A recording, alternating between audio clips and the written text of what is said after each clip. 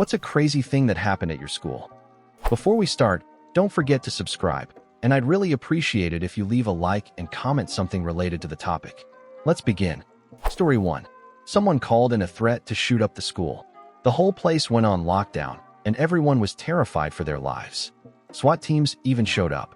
I was in my drawing and painting class at the time, and honestly, the moment it really hit me that things were getting serious was when our art teacher placed a board over our heads as we were hiding. One of us asked, "What about you?" And she just gave us a look that seemed to say, "I'm sorry." It turned out to be an elaborate, pretty genius in an evil, messed up way, plan to divert all the police forces to the school so some random guys could rob a nearby bank. Story 2. Back in sophomore year, this group of guys managed to climb out a window on the second floor of the school, over 2 stories up, and basically escaped the grounds like something out of a prison movie. By junior year, they decided they wanted to one-up themselves and jump out of the ceiling of a classroom. Apparently, they got into the drop ceiling through the boys' bathroom. 2 guys went up there. Guy number 1 was supposed to make the jump, and guy number 2 would film it from above.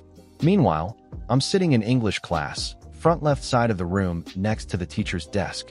I knew what was about to happen, but wasn't part of it. Maybe 3 other people in the class of about 20 knew too, and they were ready to record. Keep in mind this was in 2004. Cell phones couldn't record decent video back then. These guys had full-sized camcorders, like the kind skaters used. The class was watching an incredibly boring movie that was somehow relevant to the lesson. I can't even remember what it was, just that it was painfully dull. Everyone was zoned out, and the teacher was sitting in the back by the projector. Yeah, that's how old this setup was. Perfect conditions to hide cameras without anyone noticing. Up in the ceiling, guy number 1 slips. His foot crashes straight through the tiles above the teacher's desk, the cheap kind of drop ceiling with 0 structural strength. It was about 5 feet from where I was sitting. The whole class freaks out. Then, figuring he's already blown his cover, the guy decides it's now or never. He jumps and immediately slams his thigh into the sharp metal corner of a filing cabinet before landing awkwardly on the teacher's chair. Oh, and he's dressed head to toe in black with a mask, like the killer from Scream. His legs completely messed up, people are screaming, and our teacher, who is the total cliché of a chill, ex-hippie English teacher, starts yelling profanities. The guy somehow gets up and limps out of the classroom as fast as he can. Another random student, who has no idea what's happening, starts chasing him. The teacher joins the chase too. I think the guy managed to get away for the moment, but he definitely got suspended later. Totally worth it, apparently. Meanwhile, guy number 2, the one who stayed up in the ceiling, gets lost trying to find his way back. Instead of dropping back down into the boys' bathroom, he accidentally climbs into the girls' restroom. A girl walks in just as he's crawling out of the ceiling. He got suspended too. I have no idea how he managed to explain that one. Story 3. We had a bomb threat at my school once. Some idiot slipped a note under the door of one of the assistant principal's offices. Instead of setting off an alarm or evacuating everyone right away, the administration decided to send an email to all the teachers. As luck would have it, I was in Spanish 2 at the time, and since our regular teacher was on maternity leave, we had this really old substitute. I don't like to speak badly about people, but she was seriously the worst. Unbelievably strict and mean. Anyway, we were sitting in class when we noticed everyone outside was evacuating the building. We asked her why we weren't leaving too, and she just said, "You all still have Spanish work to do." We asked her what was going on and why everyone else was leaving, and she calmly replied that there had been a bomb threat and everyone was supposed to go to the soccer field, but she didn't think it was a big deal. So, yeah, we all decided to leave anyway. She started yelling at us as we walked out, but nobody listened. We ended up sitting on the soccer field for 3 hours in the middle of a heat wave while they searched the school. There was no bomb. The idiot who wrote the note got sent to an alternative school. At my previous school, something much darker happened. A girl hid her pregnancy, gave birth, and then drowned the baby in a toilet. She was sentenced to 18 years in prison. I didn't even realize it was her until years later when I saw her story featured on Investigation Discovery. She was a couple of years older than me, but she's in one of my old yearbooks. Story 4. My wife works at the local school, and this story is completely true. A few years ago, the headmistress was invited to a garden party at Buckingham Palace. While there, she somehow ended up inviting Prince Charles to visit the school, and he accepted. So, on March 31st of that year, the men in black showed up to do a security sweep before the royal visit. During their inspection, they noticed something odd in the middle of the school's horseshoe-shaped courtyard, a large wooden sculpture of a carrot, about 20 feet tall, stuck in the ground. When the headmistress explained that the carrot wasn't set in concrete, but just bedded into gravel, the visit was suddenly called off for safety reasons. The officials said the sculpture could fall and injure a child during the visit. They told her that the visit could still happen if she managed to get the carrot lifted and reset in concrete within a couple of days. After the inspection, the headmistress was completely deflated. But the next morning, she pulled herself together and started calling crane companies, desperately trying to find someone who could help. Unfortunately, every company she called laughed and hung up on her. No one believed her story. By the end of the day, it looked like the royal visit was doomed. Still, she decided to try again the next morning. The first company she called answered with surprise. "Wait, you actually do want us to pull a 20-foot carrot out of the ground so Prince Charles can visit? We thought that call yesterday was an April Fool's joke." They came, lifted the carrot, set it in concrete, and saved the day. Prince Charles did visit the school. He arrived by car, took photos with all the students and staff, spent hours there, and amazed everyone by departing in a helicopter. And that giant carrot? It didn't move an inch. Story 5. I've been waiting for a chance to tell this story for a long time. I was in 6th grade, during my first week of middle school. I was so excited. I felt grown up, ready for new experiences, ready to meet new people, and just thrilled to be starting this new chapter. The gym was set up with the entrance to the boys' locker room in the far corner and the girls' locker room in the corner closest to me.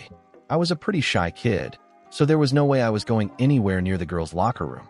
I noticed there were restrooms just outside the gym, so I decided to use those instead of running across to the locker room. Big mistake. This bathroom didn't have doors. It was one of those where the entrance was just a wall shaped like an L. I turned the corner and froze. 2 guys were standing there, in the middle of the bathroom, still fully clothed from the waist up, and they were peeing on each other. They both had this look of panic as soon as they noticed me. We made eye contact, me, them, and unfortunately, their situation. They started begging me not to tell a teacher. I didn't say a word. I just ran. What still haunts me is realizing they must have planned it. There's no way that just happened by accident at the urinals. And why on earth would they do it at school? If that's what they were into, fine, but go somewhere private. And they still had their clothes on. I can't even imagine sitting through 6 hours of class like that. Absolutely disgusting. Story 6. A lot of wild things happened at my school. We had a VOAG, vocational agriculture, program where students would go to a farm for half the day to learn about farming and livestock care. One day, a student was caught by a couple of teachers and several classmates doing something unspeakable in one of the stalls, with a pig. The school tried to keep it quiet, but word spread fast, and everyone started calling him Pig Guy. It completely ruined his life. He eventually tried to take his own life, and his family ended up moving away because of the shame. Then there was the swim team incident. It was a co-ed team, and on the bus ride home from a meet, someone snuck in some hard alcohol. Things got out of hand. A few girls, daughters of very well-known families in town, got drunk, took off their clothes, and started fooling around with each other. Some people recorded it, but the videos were later destroyed. After that, the school completely changed the rules. No more co-ed bus rides, and staff started monitoring every trip closely. That happened about 6 years ago, and the policy is still in place today. A lot of crazy stuff happened at my school. We had a VOAG, vocational agriculture, program where students spent half the day on a farm learning about crops and livestock. One day, a student was caught by teachers and a few classmates doing something inappropriate with a pig in one of the stalls. The school tried to keep it quiet, but word spread fast, and the nickname Pig Guy stuck. It completely ruined his life.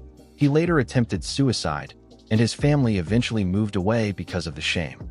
There was also the swim team bus incident. It was a co-ed team, and on the ride home from a meet, someone snuck in hard alcohol. Things spiraled out of control. A few girls, daughters of prominent families in the community, got drunk, stripped, and started messing around with each other. Some people filmed it, but the videos were later destroyed. After that, the school changed the rules. No more co-ed bus rides and strict supervision on every trip. That happened about 6 years ago, and the policy is still in place today. Story 7. I'll probably get buried here, but a few stories from school come to mind. First, one idiot was smoking in the bathroom and accidentally set the trash can on fire, which then led to the entire bathroom catching fire. Second, our school had vending machines. One day, one of the vending machine guys forgot to close it after refilling it, and within minutes everything, snacks, drinks, even the cash, was gone. Third, one of my friends made a teacher break down crying in class and go on vacation for the rest of the year. She walked by his desk, and he jumped out of his chair yelling, "Whoa!" The gravitational pull from her, but just pulled me out of my seat. It was brutal. And fourth, probably the craziest, a girl was fooling around with my buddy in the bathroom. She had braces, and he wasn't circumcised. You can probably guess where this is going. Things went wrong fast. He got caught in her braces, and they had to awkwardly walk all the way to the office like that. The office was on the other side of the school, and that was just middle school. High school was even wilder, but I had to head to work. I said I'd share more later, so here goes. In high school, for our senior prank, someone threw a live chicken into the gym. The teachers spent a solid hour chasing it around trying to catch it. Another time, I found a leftover dud firework on the school field. Naturally, I tried to relight it to see if it still worked. It didn't, until I stepped on it as a teacher was walking toward us. Of course, that's when it went off, shot across the field, and exploded right under the vice principal's car. Then there was French class. My friend and I were completely stoned during quiet reading time. He got up to throw something away, tripped over the trash can, and scattered everything everywhere. As he tried to clean it up, he kicked over the recycling bin too. Now there's junk all over the front of the room. Everyone's staring, and he just calmly pushes everything to the side and sits back down. The second he does, the entire class bursts out laughing, and his face turns bright red. And the grand finale, our graduation prank. We soaked pieces of bread in NyQuil and fed them to seagulls. They fell asleep almost immediately, so we gently placed them in garbage cans around the school. When lunch came around, they all started waking up at the same time. Suddenly, there were about 25 seagulls flying and running through the halls while teachers were chasing them for over 2 hours. Eventually, the school had to call pest control to get them out. That school was absolute chaos. Story 8. A bit late to the party, but here's my story. TLDR. We got locked down and the police searched the school room by room. I went to a self-paced high school a few years ago. Fridays were known as slacker days. There was a farmer's market across the street, and a lot of students would go there for lunch and not bother coming back until the end of the day. Since the school was self-paced, there weren't really any classes to skip anyway. It was about an hour before the end of the day, in the middle of winter. It wasn't too cold yet, thanks to a warm front that was moving through, though a snowstorm was expected later that afternoon. I was working quietly when the lockdown order suddenly came through. The teachers closed and locked the doors, turned off the lights, and told everyone to get up against the walls. At first, I thought it was just another drill, maybe a long one. But then the dismissal bell rang, and we were still stuck there. That's when I realized this was serious. I sat in the dark, waiting for it to end, and at one point I heard someone banging on the doors before running off.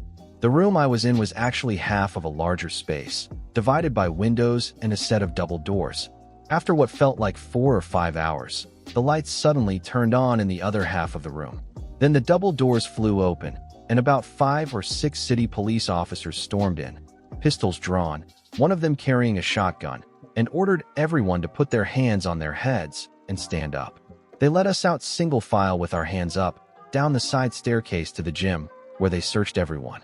Eventually, they told us this hadn't been a drill, it was a real threat. From what I later heard through rumors, there was a girl at our school who had broken up with a guy from another school.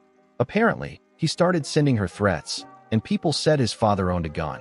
The school already knew about the situation, and when the front office saw him enter the building, they immediately called for lockdown. The police came and cleared the entire place, hallway by hallway, classroom by classroom. Originally, they planned to evacuate everyone to the neighboring school, but because of the snowstorm, they decided to move us into the gym instead. Anyone who had been across the street at the farmer's market when the lockdown began had to stay in the neighboring school. I couldn't help but laugh, imagining the vice principal, who was notoriously strict, lecturing them about being off campus during prime time. Epilogue. After it was all over, The snowstorm had turned the city into a parking lot. I had to take the bus and train across town, but the traffic was so bad that the city bus driver just gave up on his route when he reached our school. He picked up the two of us who still needed to go that way and wouldn't even let us pay. Instead, he asked where we needed to go, and when I said downtown, he made up his own route, stopping to pick up random people waiting in the snow and giving them rides too. That driver was an absolute legend. Story 9. Our football team had just beaten our rival school over the weekend, and tensions were high. Some of the players started exchanging words afterward, and unfortunately, a few of them were also members of rival gangs. Because of what was said, one of the guys from the rival school decided he was going to confront the player from our team later that week.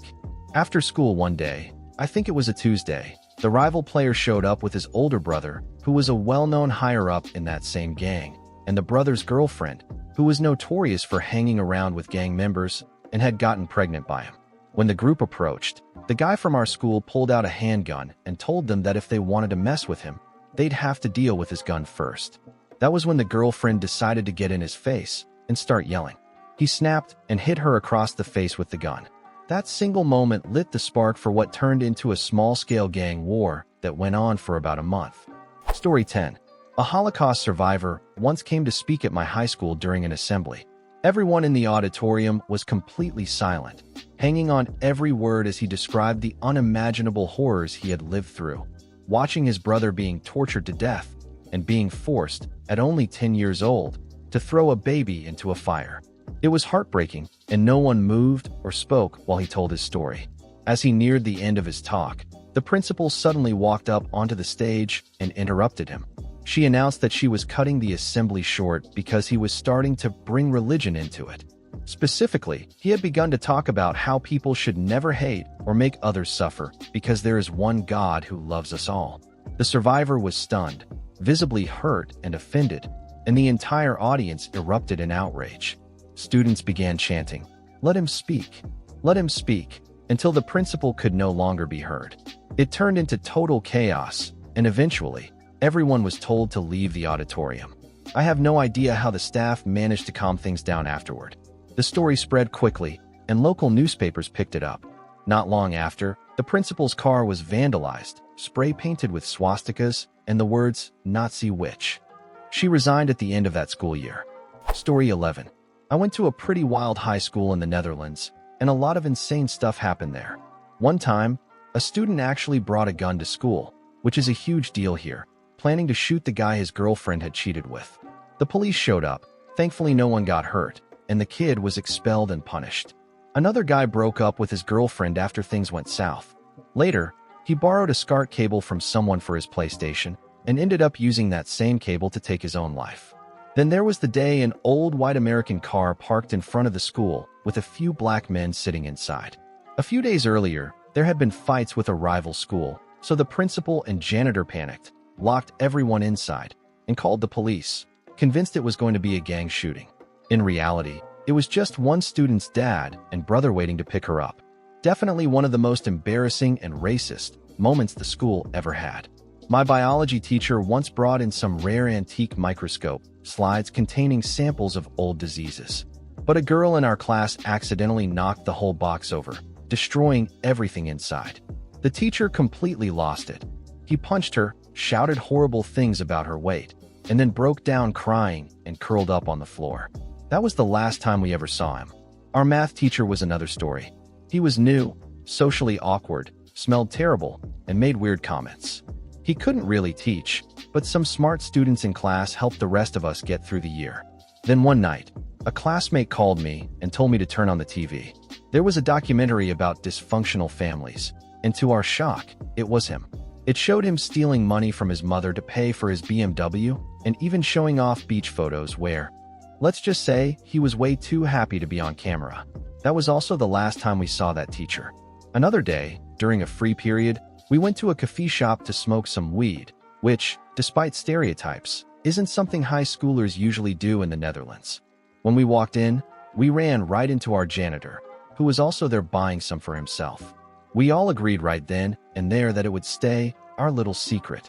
If the principal ever found out, we'd be expelled, and he'd definitely be fired. None of us ever said a word. And finally, There was the other teacher who was clearly an alcoholic. We used to see him all the time during lunch breaks, sitting off school grounds with a beer in his hand. We were usually smoking weed while he was drinking, another unspoken secret we all kept. It was honestly a miracle that school stayed open as long as it did. If you enjoyed the video, don't forget to leave a like and subscribe, activate the notification bell, and share a similar story or anything you'd like to say in the comments. See you next time.